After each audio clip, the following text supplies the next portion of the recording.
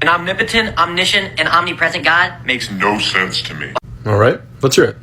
My biggest problem is the concept of free will coexisting with a God that knows everything past, present, and future. God's foreknowledge has no causal relation. Logically, we don't choose what God knows. Rather, God just knows what we choose. In other words, God is like a perfect barometer. A barometer knows the weather, but does not cause it. In the same way, God knows all of our actions, but is not the cause of them, and therefore we are free. Logically, it's no different than us knowing the past. For example, me knowing a past sports game does not make me causally related. You should chat with Haven to help you on your journey. You can get good answers to your questions. And so my fellow Christians, you can see a verse every day. So with that, next objection. God put the tree in the Garden of Eden with the forbidden fruit, knowing that if it were placed in a different spot, Eve would not have eaten the fruit. Prove it. How could you ever know that?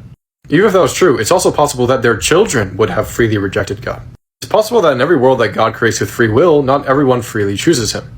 God can't force everyone to freely choose him. That would make no sense. Or that world does exist, but there are overriding goods, like only a few people are saved. But in that case, why should the blessedness and joy of those who freely choose God be prevented by those who freely reject God? Everyone is still given a fair and free chance to accept salvation. So how could you ever blame God? That's silly. Next. well, you have that moral compass because God instilled it inside of you.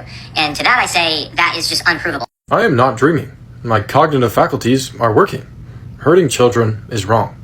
All of those are unprovable statements, at least scientifically. I could give more examples, but my point is, there is more to rationality. You should also believe in the best explanations, or what's most likely. You have this undeniable sense of moral truths, like hurting children is wrong, regardless of what any society says. But what's the best explanation of that?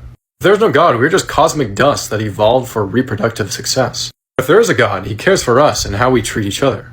Which do you think is a better explanation? I find it quite obvious, especially in conjunction with all the other data and arguments for God. In a basic way, that's how we prove it.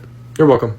Next. Could make the claim that I have that moral compass because of my Societal conditioning. Then there's no basis for that compass. Under your view, Germans from the 1940s would have just as valid of a compass as you. Yikes. There's obviously something going wrong there, so what best explains that? As a Christian, I'm happy to answer any of your questions. That's what I do. God bless.